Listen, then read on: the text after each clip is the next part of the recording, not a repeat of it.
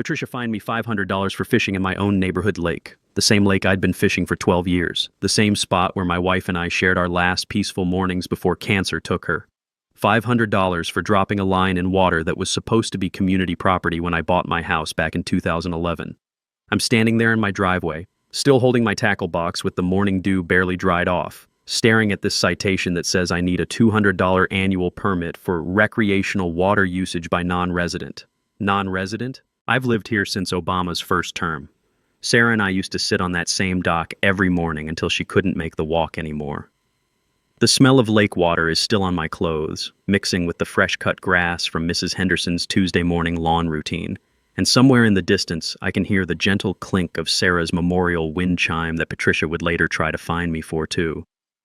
Everything about this morning should be peaceful, except for this piece of bureaucratic insanity that just turned my grief ritual into a criminal offense. What would you do if your HOA suddenly decided to tax the one place that keeps your memories of your spouse alive? Drop a comment from wherever you're watching and tell me the craziest power trip your neighborhood tyrant has ever pulled on you.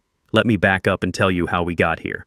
I'm Marcus Brennan, 52, retired electrician turned handyman, moved to Willowbrook Estates 12 years ago with my wife Sarah because the developer's brochure promised lakefront community living with fishing, kayaking, the whole 9 yards. We bought a modest ranch house on Maple Street, nothing fancy, but it had a clear view of the lake through our kitchen window. And that's all we needed.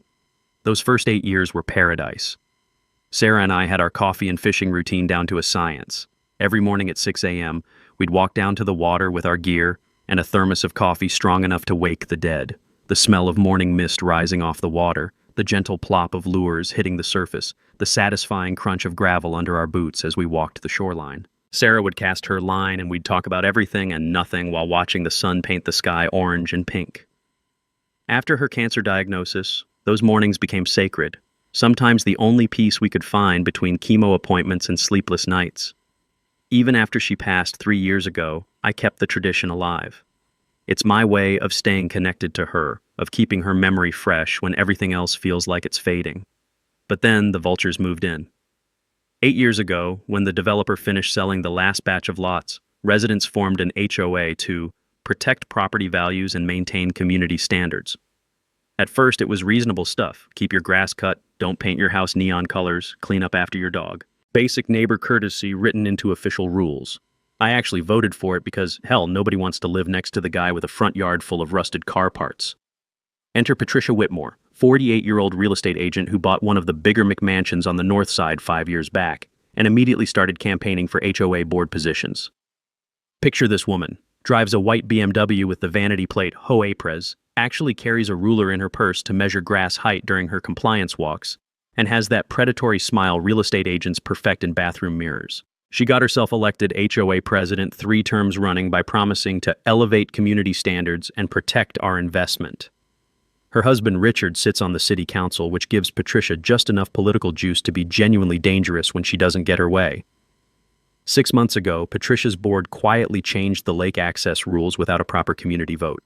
Suddenly, longtime residents needed a $200 annual permit for recreational water usage verification. Bureaucratic doublespeak for, we want more money. The real kicker? They only posted this policy change on some HOA website portal that half the neighborhood doesn't even know exists because we're too busy actually living our lives instead of obsessing over digital paperwork. I sure as hell don't spend my mornings checking HOA websites. I've got gutters to clean, faucets to fix, and fish to catch. So when Patricia personally drove by last Tuesday morning in that BMW, saw me casting my line like I have for 12 years, and decided to play fishing enforcement officer, she probably saw dollar signs dancing in her head. $500 fine plus that $200 permit fee equals $700 straight into her HOA slush fund. Easy money from the grief-stricken widower who wouldn't fight back. I marched straight to her real estate office that doubles as HOA headquarters. The place reeks of stale coffee mixed with industrial-strength air freshener, furnished with those cheap plastic chairs that stick to your skin in summer heat. Patricia's sitting behind her oversized desk in a navy power suit, manicured fingernails clicking on the wood surface like she's keeping time to my growing irritation. That fluorescent light above her desk buzzes like a dying insect, and I'm thinking this woman has never experienced genuine hardship in her perfectly curated life. Rules are rules, Mr. Brennan, she says without bothering to look up from her computer screen. Ignorance of policy changes isn't a valid excuse for non-compliance. I explain about Sarah, about our morning tradition, about how I've been fishing this lake since before Patricia even knew this neighborhood existed. Her response? I'm sure your late wife would want you to follow proper community guidelines. Payment is due within 30 days or we'll be forced to pursue legal action. That's when I realized this wasn't about rules or community standards. This was about power, control, and putting the old-timer handyman firmly in his place. Patricia had no idea she'd just declared war on the wrong guy. Within 48 hours, Patricia proved she wasn't bluffing. Another letter in my mailbox threatened a lien on my property, but here's where it gets really petty. She started doing daily compliance patrols past my house in that BMW, slowing down to photograph anything that might constitute a violation. My garbage can out 3 hours after pickup? Click. My truck parked slightly over my driveway edge? Click. Then she hit me with the cruelest blow, a citation for an unsightly yard ornament that was actually Sarah's memorial wind chime hanging from our oak tree. That wind chime was the last gift I gave Sarah before she died, made from recycled copper pipes that caught the morning breeze just right during our coffee time on the back porch. Patricia calling it unsightly felt like spitting on my wife's grave, and the rage I felt reading that citation could have powered the entire neighborhood for a week. But instead of exploding like she probably expected, I channeled my electrician brain into problem-solving mode. 30 years of troubleshooting electrical systems taught me that when something stops working, you trace the problem back to its source.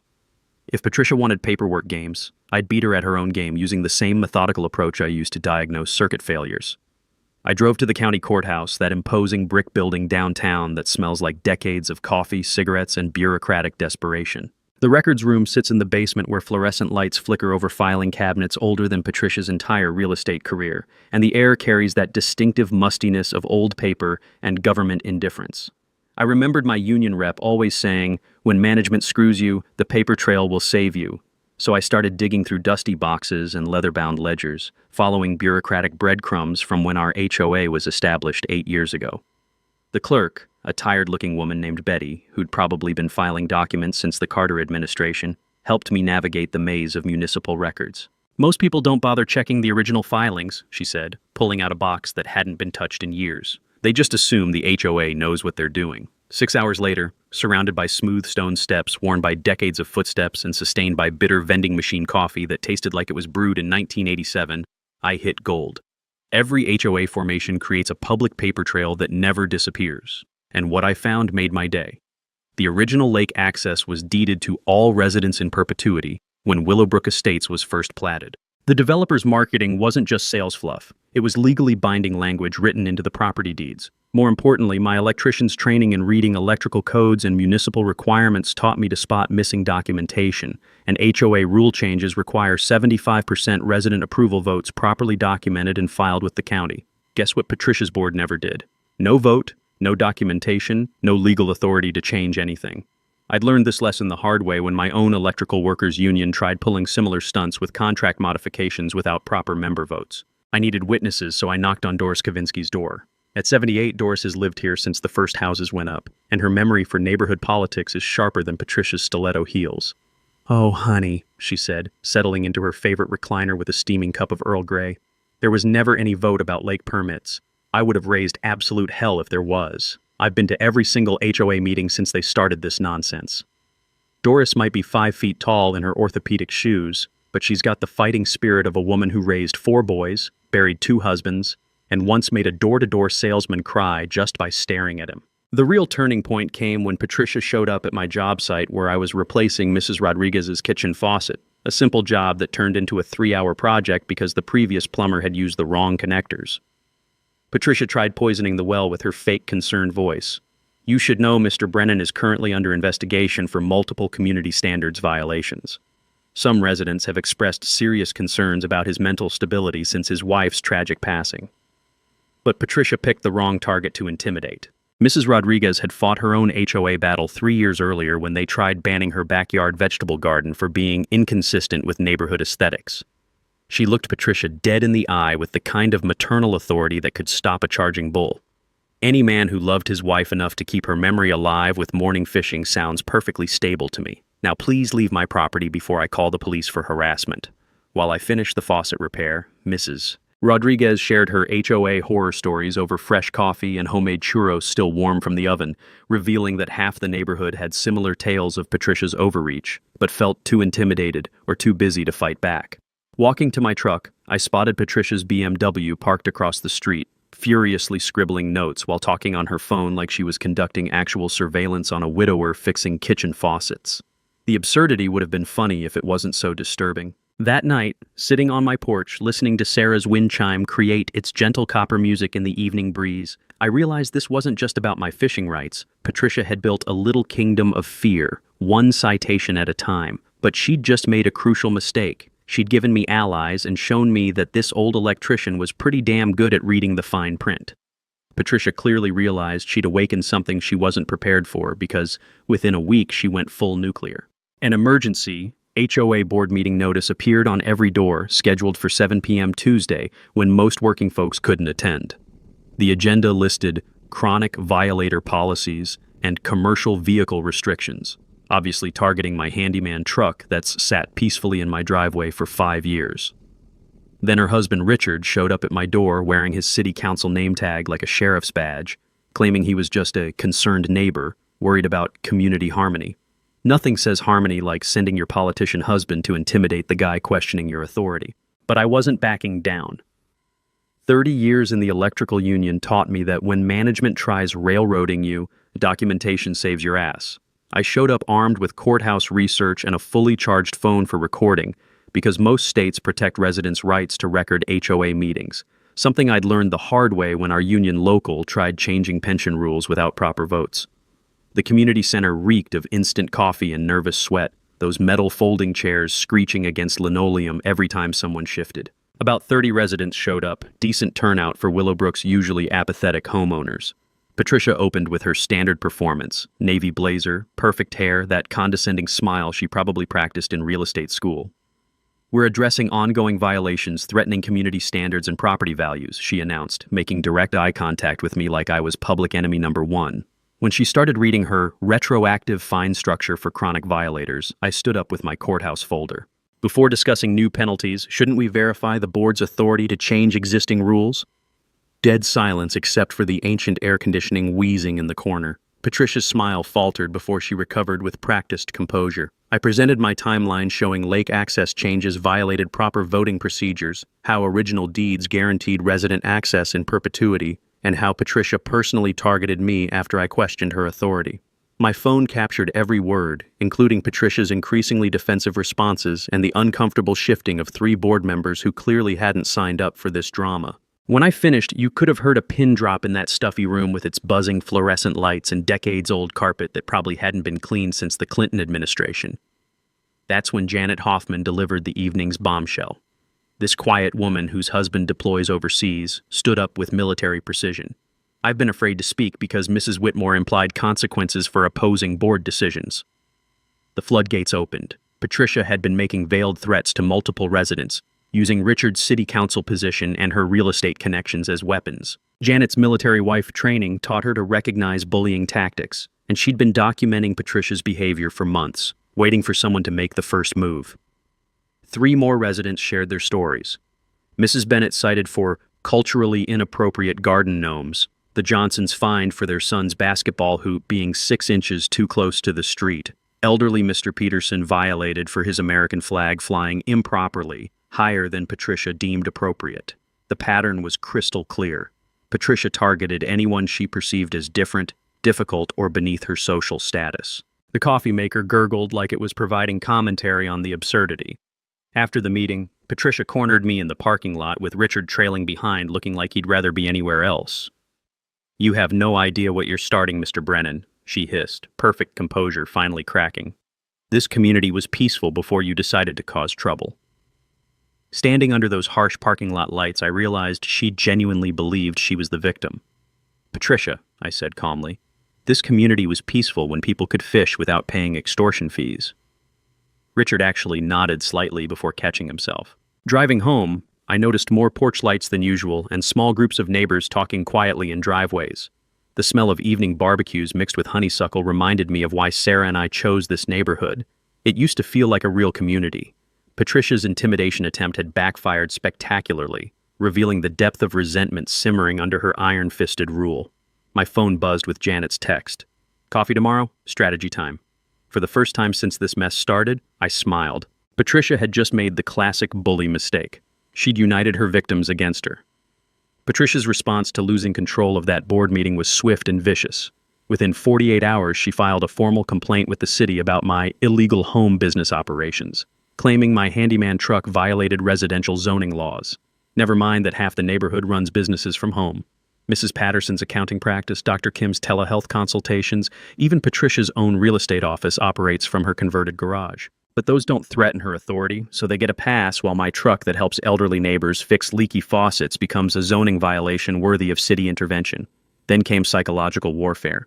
Every morning when I'd head to the lake for my ritual with Sarah's memory, Patricia's BMW would be parked at my driveway's end, blocking just enough to be legal but making her surveillance crystal clear. The smell of her overpowering floral perfume would linger in the air even after she drove away, mixing unpleasantly with the fresh morning dew. When potential clients arrived for estimates, she'd suddenly appear on her neighborhood walk, clipboard in hand like some kind of housing inspector, taking notes and photos while maintaining that fake smile real estate agents perfect in bathroom mirrors. The woman actually pressured Sunrise Lake Maintenance to report my fishing as environmental disturbance affecting water quality. Apparently a widower with a fishing pole posed more ecological threat than their weekly chemical treatments that turned the water slightly blue for days. But Patricia made her biggest tactical mistake that Thursday night. Mrs. Rodriguez had recommended me to her sister Elena for emergency plumbing, burst pipe flooding her basement at 11 p.m. during a spring thunderstorm that had half the neighborhood's gutters overflowing. I'm racing over with my emergency toolkit, the sound of rain drumming on my truck roof, and there's Patricia's BMW completely blocking Elena's driveway, hazard lights flashing like she's providing some essential community service instead of harassing a contractor during a flooding emergency. Elena emerges in pajamas and rain boots, water still gushing in her basement, and Patricia approaches with that fake concerned voice dripping with condescension. "You should be aware this contractor is currently under HOA investigation for multiple violations, and some residents have questioned his professional competence." Elena, who speaks perfect English despite Patricia's racist assumptions otherwise, stared at her like she'd lost her mind. "Lady, my basement is flooding, it's midnight, and you're blocking my driveway during an emergency. Move your car right now or I'm calling police." The rain was coming down harder, soaking all three of us, but Patricia stood there arguing about proper contractor vetting procedures, while Elena's basement filled with water. That's when I knew Patricia had completely lost touch with reality. She was more concerned with harassing me than helping a neighbor whose house was flooding. That incident convinced me to call Tom Berkshire, a downtown lawyer whose office smells like old books and fresh coffee, with law diplomas covering walls that have probably seen every kind of neighborhood dispute since the Reagan administration. "HOA harassment cases are becoming my specialty," Tom said, leaning back in his leather chair that squeaked with the authority of decades handling small-town legal battles. "Most people don't document properly, but you've been thorough." His preliminary research revealed Patricia had generated 47 formal complaints in 18 months, compared to 12 total complaints in the previous 6 years combined. When Tom contacted Detective Sarah Kim about harassment patterns, she recognized Patricia's name immediately. "We've had multiple reports involving that address. Individual incidents seem minor, but the cumulative pattern suggests systematic targeting that crosses legal lines." Here's something that shocked me. Detective Kim explained that HOA board members can be held personally liable for harassment and exceeding their legal authority, something I'd never learned in my electrical career, where union protection usually handled workplace bullying before it escalated to legal issues. Other neighborhoods had successfully sued problematic board members for creating hostile environments and violating residents' rights, and Patricia's escalating behavior was building a textbook case for personal liability. That knowledge hit me like discovering a live wire behind drywall, dangerous if you're unprepared, but manageable once you understand exactly what you're dealing with and how to protect yourself. Elena's flooding emergency became Patricia's legal undoing. 3 neighbors witnessed her blocking a driveway during a documented emergency, and Elena's college-age daughter captured the entire confrontation on phone video while live streaming to her friends, creating permanent evidence of Patricia's complete lack of judgment. The footage showed Patricia's true character. Someone so obsessed with petty authority, she'd interfere with emergency repairs to harass a contractor she personally disliked, even during a neighbor's crisis.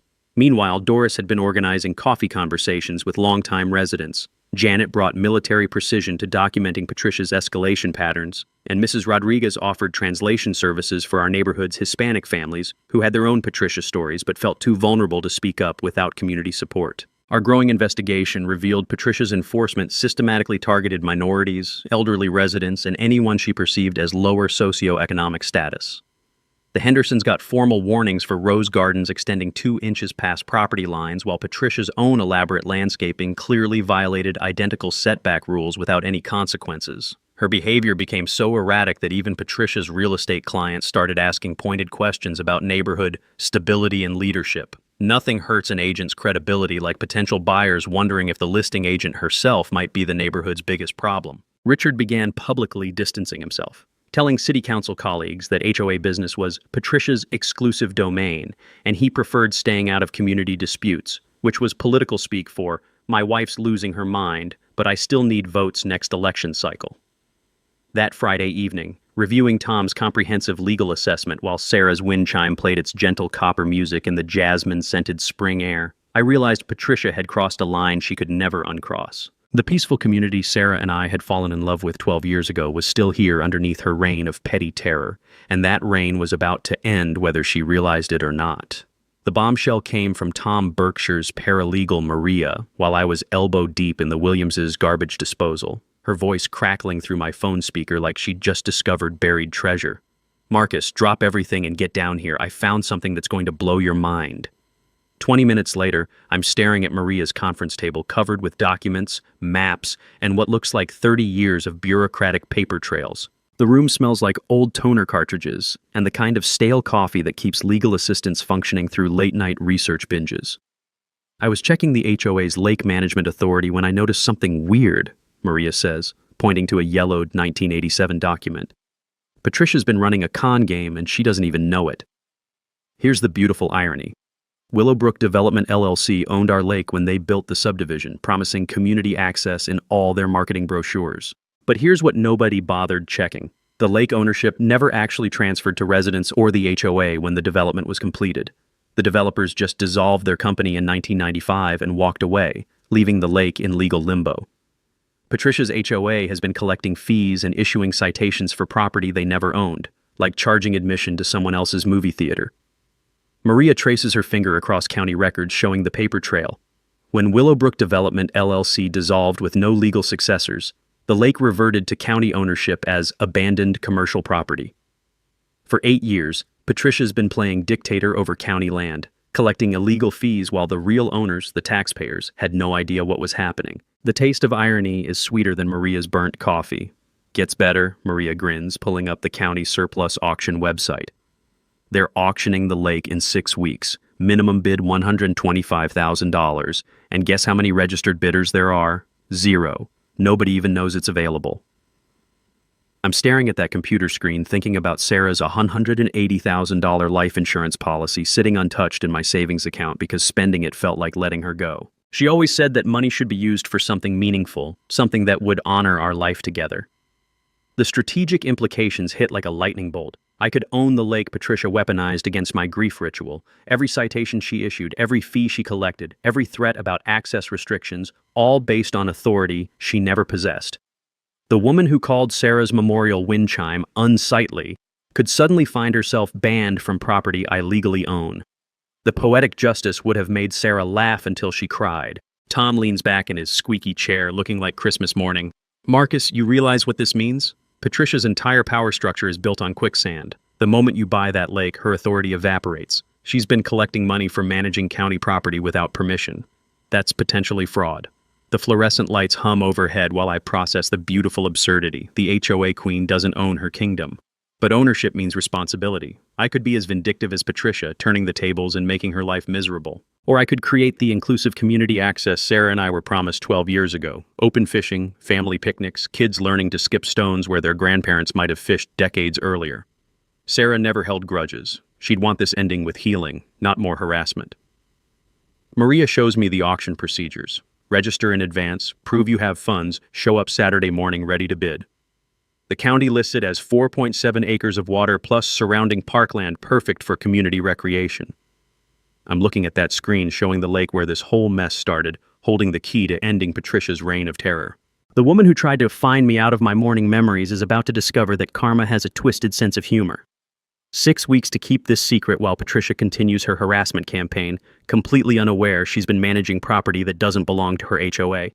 6 weeks to plan how to transform her weapon of control into a symbol of community healing. 6 weeks until the grieving widower she tried to intimidate becomes the legal owner of her entire power base. The next 6 weeks became the most intense strategic planning of my life.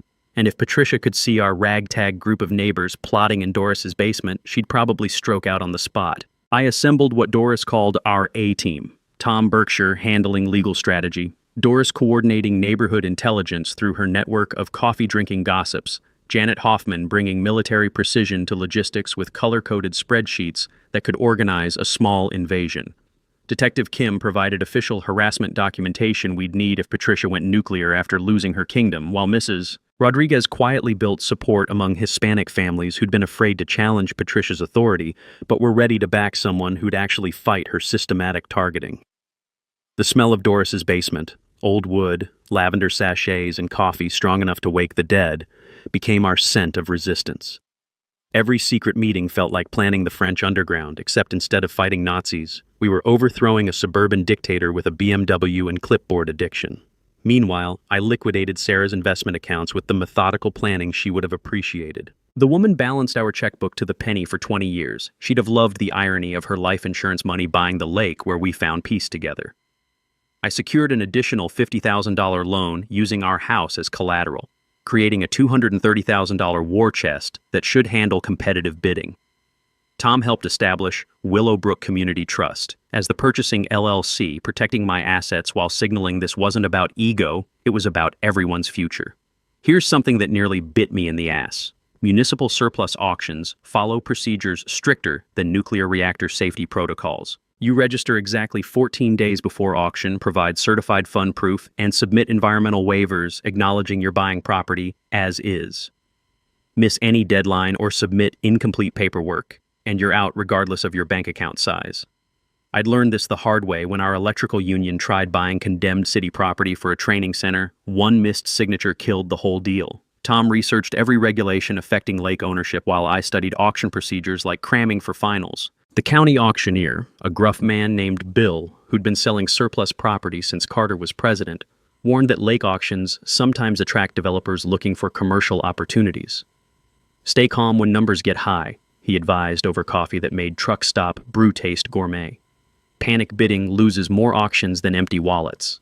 Our tactical planning had to account for Patricia's surveillance habits and nuclear temper.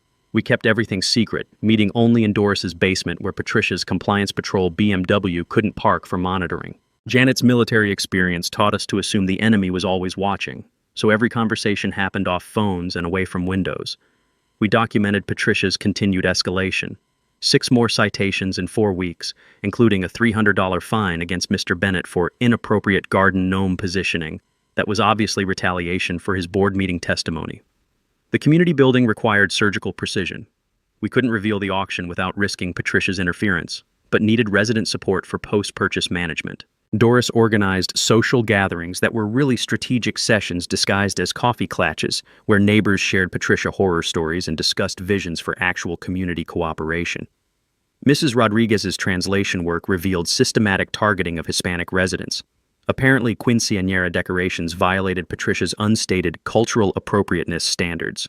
I spent evenings cleaning Sarah's fishing gear, preparing for the moment I could cast without harassment. The ritual of sorting tackle boxes became meditation, staying connected to why this mattered beyond beating Patricia. Sarah's favorite lure, a silver spinner that caught more bluegill than anything in my box, would be the first cast in free water. Patricia continued her campaign completely oblivious to approaching doom. She'd booked Bahamas vacation for the week after Memorial Day, probably planning to celebrate victory over the problem resident who'd challenged her authority. Richard spent more time at council meetings and less time defending his wife's erratic behavior, sensing political winds shifting against association with her HOA dictatorship. 2 weeks before auction, I practiced bidding at Tom's office, learning hand signals that could mean victory or defeat. We prepared contingencies for every scenario. Patricia discovering the auction and trying legal interference. Tom had injunction-blocking paperwork ready. Escalated harassment after losing power. Detective Kim had restraining orders prepared. Community rejection of my ownership. Doris's intelligence suggested 80% support for change. Friday night before auction, I sat by the lake one last time as a powerless resident, watching sunset paint the water golden while Sarah's wind chime played copper music in evening breeze. Tomorrow, this view would belong to me or some developer who'd drain it for parking lots. Either way, Patricia's reign over the water where Sarah and I found peace was ending forever. The woman who'd tried to find me out of my grief ritual had no idea that tomorrow would make her former victim the legal owner of her entire power base. Patricia's final weeks became a masterclass in desperate overreach, like watching someone dig their own grave with a golden shovel.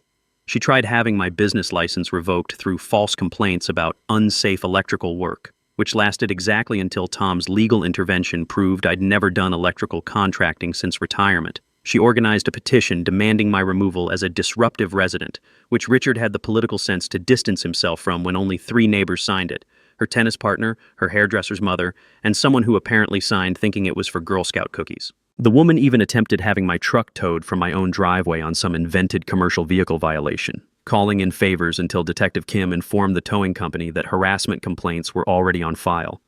Patricia's escalation had become so obvious that neutral neighbors started documenting her behavior with phone cameras, creating evidence trails that would make CSI investigators jealous. Mrs. Patterson across the street began timing Patricia's surveillance drives. Apparently, my street got more attention than a presidential motorcade route. But I maintained poker face perfection, continuing my morning fishing ritual while Patricia photographed me from her BMW, completely unaware she was documenting harassment of someone about to become her legal boss. The irony tasted sweeter than truck stop coffee. Tom submitted auction paperwork exactly 14 days early while Patricia was measuring someone's grass with her ridiculous ruler, and I transferred funds to escrow while she spread rumors about my mental breakdown following Sarah's death. Apparently, grief disqualifies you from community participation in Patricia's world. Her sabotage attempts reached comic desperation. She filed an emergency injunction claiming my fishing violated environmental breeding season protocols, which a county judge threw out faster than week-old fish after 12 hours. She tried draining the community pool as some power demonstration until 3 board members threatened removing her from office for exceeding authority. The smell of chlorine and desperation hung in the air around that empty pool, like Patricia's fading control over everything she'd tried to micromanage. The real turning point came when Richard finally grew a spine. Patricia's husband appeared at Tom's office Wednesday afternoon looking like he'd been carrying concrete blocks for months, loosening his city council tie like it was choking him. "She's lost all perspective," he admitted, the fluorescent lights overhead buzzing while he confessed his wife's lies. "Patricia's been telling me about community support that doesn't exist, and I'm getting political pressure from constituents questioning her behavior." Richard revealed Patricia had been making threats using his council position without authorization, potentially damaging his career. "I've told her to back off, but she's convinced you're leading some conspiracy to destroy her reputation." Richard's warning proved prophetic. Patricia's paranoia had evolved beyond suburban dictator into something genuinely unhinged. Janet's intelligence network reported secret meetings with her few remaining allies, planning emergency community protection measures that sounded more like vigilante justice than HOA management. The woman had convinced herself that my research constituted personal attack requiring defensive action, like I was plotting international espionage instead of challenging lake access fees. My coalition continued documenting Patricia's accelerating breakdown as she issued 17 citations in 2 weeks, targeting families who'd supported me. Mrs. Bennett got fined $400 for excessive outdoor decorations because her grandson chalked hopscotch squares on their driveway.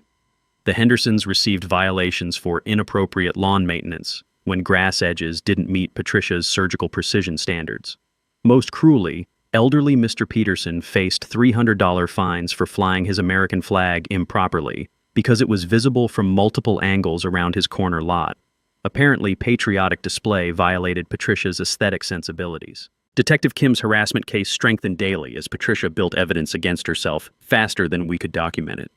"She's creating textbook retaliation patterns any court would recognize," Kim explained over coffee that actually tasted decent compared to courthouse vending machine swill. "Systematic enforcement escalation following community challenges, vulnerable resident targeting, obvious personal vendetta disguised as policy enforcement."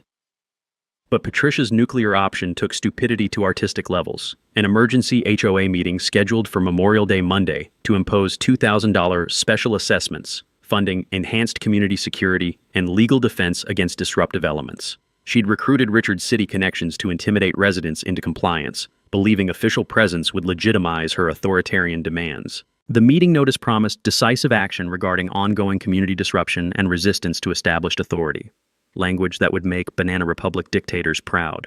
What Patricia didn't realize was scheduling her power grab for 3 days after I'd planned owning her authority source. The woman who'd collected illegal fees for months was about to demand money for managing property belonging to her primary target. Monday's emergency meeting would become her public humiliation instead of victory celebration, and she'd still be measuring grass while her empire crumbled around her. That Friday afternoon, 24 hours before auction, I reviewed purchase procedures in Tom's office while Patricia conducted her final compliance patrol of my future lake. Through the window, her BMW circled like a predator, unaware hunting season had ended. By Monday morning, the grieving widower she'd tried driving away would legally own her entire power base, transforming her emergency authority meeting into the most beautiful public downfall since Watergate.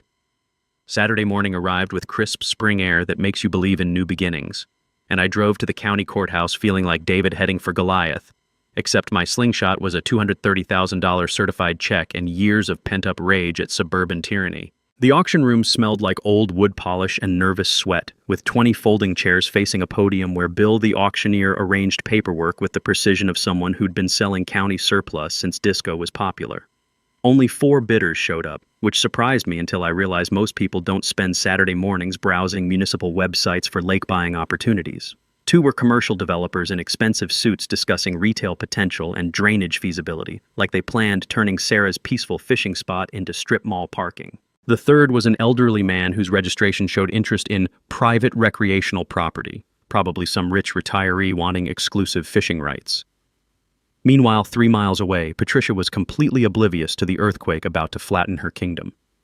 According to Doris's intelligence network, she'd spent Friday evening at the spa getting manicured for her anticipated Monday victory over the problem resident who dared challenge her authority.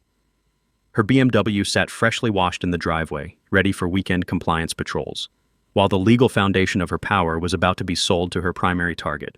Bill called auction to order at 10 a.m. sharp, his gravelly voice echoing as he read legal descriptions. 4.7 acres, water surface, and surrounding parkland, including fishing rights, recreational access, and environmental management responsibilities. The irony wasn't lost that Patricia had been micromanaging environmental impact while never owning the property she supposedly protected. Bidding opened at minimum $125,000. And the first developer immediately jumped to $140,000 like buying office supplies instead of a community's soul. Developer 2 countered $155,000, and suddenly I'm in financial chess where every move determines whether Sarah's memorial spot becomes Bass Pro Shop or stays a place where kids learn casting with grandparents. My hands sweated despite cool air, but Tom's advice echoed, "Stay calm, don't panic bid, remember you're fighting for more than money." The elderly bidder dropped at $165,000, leaving me facing 2 developers with deeper pockets and zero emotional investment. When the first guy bid $170,000, my heartbeat drowned out the auctioneer's rapid-fire cadence. This was Sarah's life insurance, our house collateral, everything I had, but also the key to ending Patricia's reign and creating the inclusive community access we'd been promised 12 years ago. I raised my paddle. $175,000. Dead silence except for courthouse heating clanking like mechanical applause. The second developer studied his phone, calculating profit margins while I tried not thinking about facing Patricia's Monday victory celebration if I lost this auction.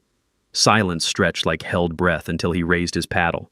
$180,000. That's when I realized this was bigger than money, revenge, or even Sarah's memory. This was about whether communities belong to residents who love them or investors who see profit centers. I thought about Mr. Bennett's garden gnomes, Henderson kids' basketball hoop, Elena's basement flooding while Patricia blocked emergency repairs. I thought about every morning Sarah and I walked to this water, dreaming about peaceful retirement built around simple pleasures like coffee, fishing, and watching sunrise paint the sky orange and pink. $185,000, I called out, voice steadier than I felt. The courthouse clock ticked toward 10:15 while the developer consulted his calculator and profit projections. Old leather and bureaucratic coffee filled my nostrils as I waited, knowing this moment would determine whether I became Patricia's worst nightmare or another frustrated resident who'd lost to money and politics. Going once at $185,000, Bill announced, gavel raised like a judge's hammer determining community fate. The developer checked his phone one last time, shook his head, stayed seated.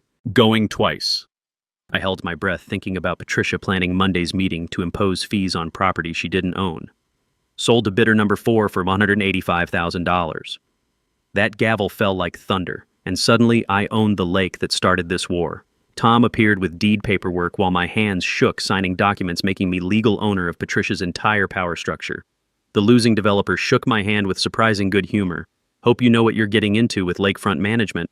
Brother, if he only knew I was getting into suburban regime change. Walking out with ownership papers felt like carrying revolution in a manila envelope. In 3 days, Patricia would hold her emergency meeting imposing special assessments on property belonging to the man she'd harassed for months.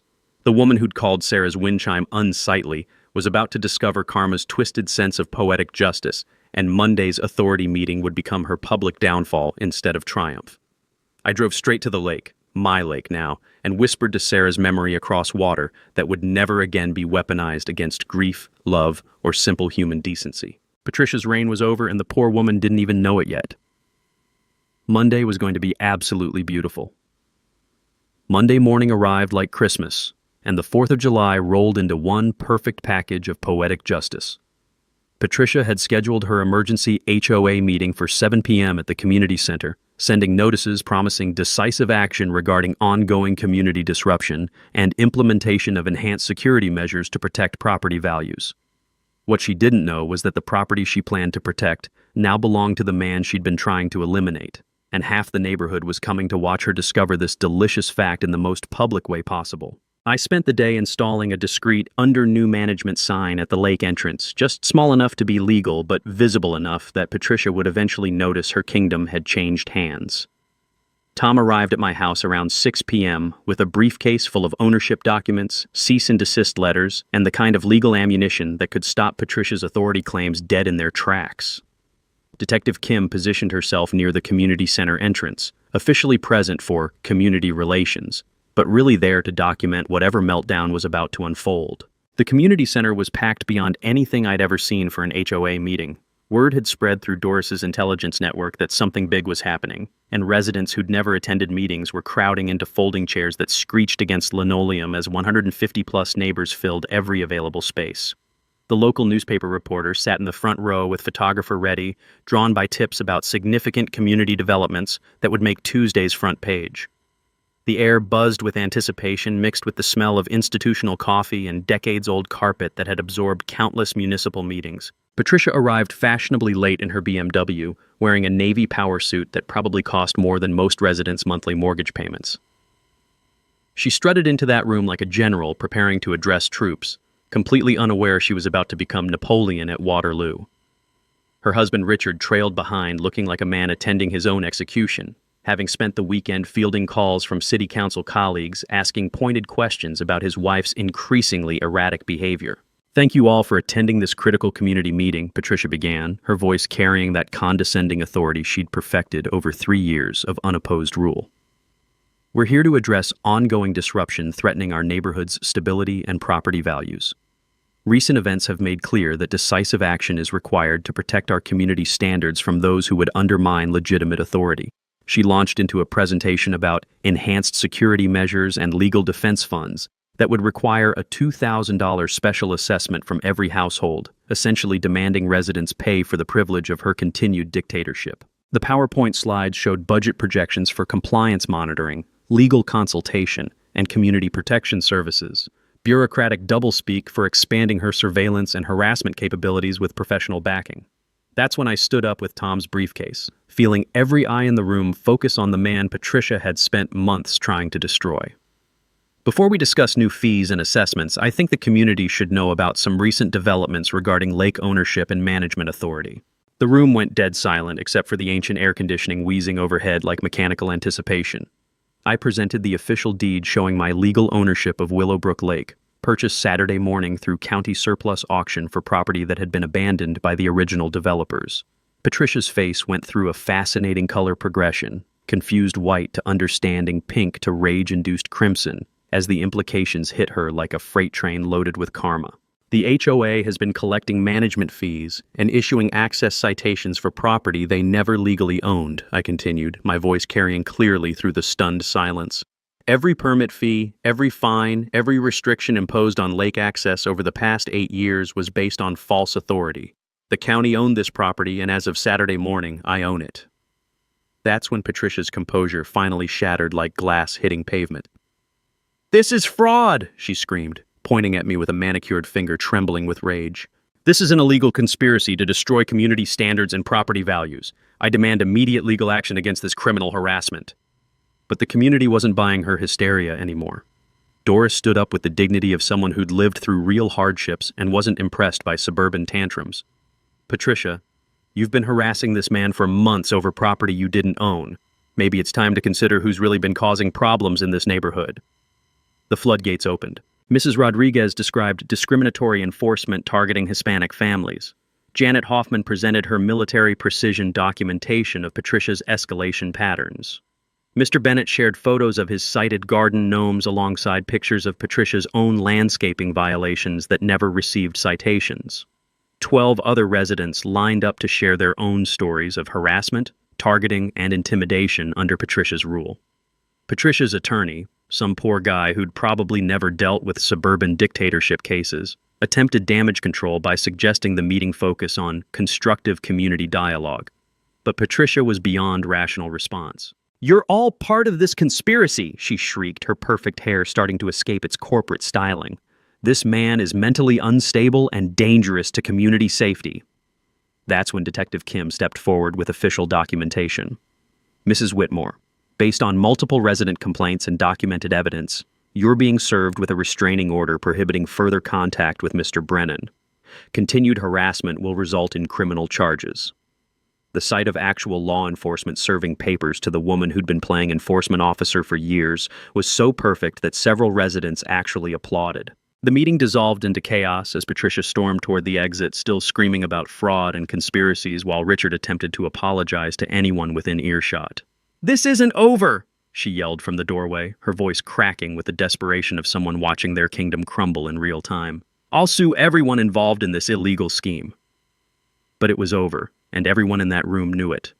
The woman who'd ruled through fear and citations was walking away powerless, while the community she'd terrorized was finally free to govern itself with actual cooperation instead of authoritarian micromanagement. The sound of applause followed her BMW's tire-screeching exit, mixing with relieved laughter and the kind of celebratory conversations that happen when people realize they don't have to be afraid anymore. Standing at the front of that room, holding deed papers that transformed me from victim to victor, I felt Sarah's presence stronger than any morning since she'd passed. This was the justice she would have wanted. Not revenge, but liberation for an entire community that deserved better than petty tyranny disguised as property management. 1 month later, Patricia and Richard's for sale sign stood like a white flag of surrender in their front yard, and that BMW with Hopres plates had been replaced by a moving truck that couldn't pack fast enough. Real estate gossip suggested they'd fled to some gated community in Arizona where Patricia could terrorize cacti instead of neighbors, though I heard she got voted off that HOA board after 3 meetings when residents Googled her name and discovered her spectacular public meltdown. Our neighborhood transformation felt like watching flowers bloom after nuclear winter. Weekly coffee by the lake gatherings replaced adversarial board meetings, with residents actually enjoying each other's company instead of tiptoeing around citation-happy dictators. Kids who'd been afraid to play too loudly were learning to fish from the same dock where Sarah and I found our peace, their laughter echoing across water that finally belonged to everyone again instead of serving as Patricia's personal harassment tool. The Sarah's Memorial Fishing Fund launched using $23,000 recovered from Patricia's illegal fee collection, money the new board unanimously voted to refund to her victims. The scholarship program helps local kids buy fishing equipment and covers summer camp fees for families who couldn't otherwise afford outdoor education. Sarah would have loved her memory connected to teaching children the simple joy of casting lines and waiting patiently for life's surprises, especially knowing it came from dismantling the very system that tried to weaponize our grief ritual. Our lake restoration became genuine community cooperation that Patricia's iron fist never achieved. Environmental groups helped establish sustainable practices, native plant restoration, and educational programs about water conservation that actually serve residents instead of generating citation revenue. Property values rose organically as word spread about our transformation from HOA nightmare to cooperative community, proving that fear-based management destroys value while inclusive leadership creates it. Detective Kim received commendation for her harassment investigation, and her documentation helped establish legal precedents other neighborhoods use to remove problematic board members. Tom Berkshire now specializes in HOA disputes, keeping my case as an example of successful resident resistance. Here's what everyone needs to know. Always verify your HOA's actual legal authority before accepting demands. Document every interaction with photos and recordings. Research municipal property records when disputes involve access rights. Form coalitions because community support multiplies individual power. And remember that most HOAs operate beyond legitimate scope because residents don't challenge their overreach. Our new board, with Doris as president, focuses on community building instead of enforcement theater. Patricia's former office became a community garden where Mrs. Rodriguez grows vegetables for the food bank, and her compliance patrol routes are now walking paths where neighbors exercise together and actually talk instead of hiding behind blinds when authority figures cruise by. My handyman business thrives with referrals from grateful neighbors who appreciate someone willing to fight bullies instead of enabling them.